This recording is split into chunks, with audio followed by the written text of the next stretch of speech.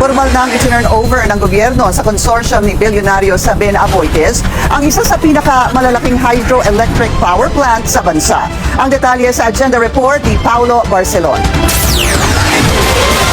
Isinapribado na ng pamahalaan sa Thunder Consortium na pinamumunuan ng Aboitiz Power Corporation ang Kaliraya, Botocan, Kalayaan o CBK Hydroelectric Power Plant sa Kalayaan, Laguna. Pinuntahan ni Pangulong Bongbong Marcos ang turnover kasama si bilyonaryo Aboitiz Power President and CEO Sabin Aboitiz. Present din sa turnover sina Japanese Ambassador to the Philippines Endo Kazuya, Energy Secretary Sharon Garin, Finance Secretary Frederick Go at Agriculture Chief Francisco Tiu Laurel. 1, 2, 3.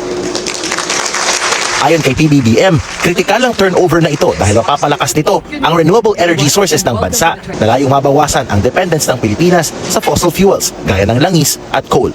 Today's turnover of the Kaliraya, Botocan, Kalayaan Hydroelectric Power Plant marks a deliberate step toward an energy system that is steadier in operation, smarter in design, and ready for the future that we are building.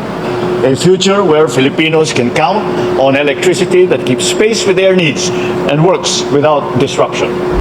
Nasa 797 megawatts ng kuryente ang napoproduce dito sa Kaliraya, Botocan, Kalayaan o CBK plant sa Laguna. Ibig sabihin, malaki ang kontribusyon nito sa energy grid ng bansa at isa ito sa pangunahing pinagkukunan ng renewable energy sa Pilipinas.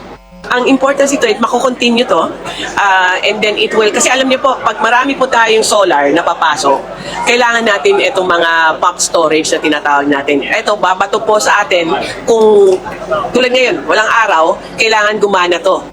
Ayon naman kay Ginoong Aboitiz, ready ang kanilang consortium na pag-anahin ng planta at suportahan ng energy needs ng bansa. It provides flexibility, stability, and resilience in a rapidly changing energy system.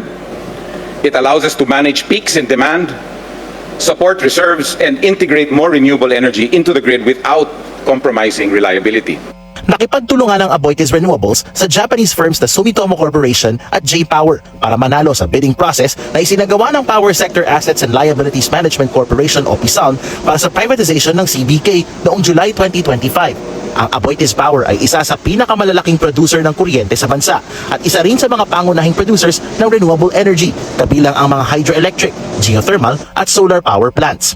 Mayroon din silang mga distribution utility sa mga high-growth na lugar sa iba't ibang bahagi ng Pilipinas, gaya ng Davao Light and Power Company at ang Visayan Electric sa Cebu. Nabili ng Thunder Consortium ang CBK for over 36 billion pesos, halaga na ayon kay PBBM ay maaaring magamit ng gobyerno para sa pagpapalakas ng infrastructure spending nito, tulad ng mga kalsada, classroom at mga bagong ospital.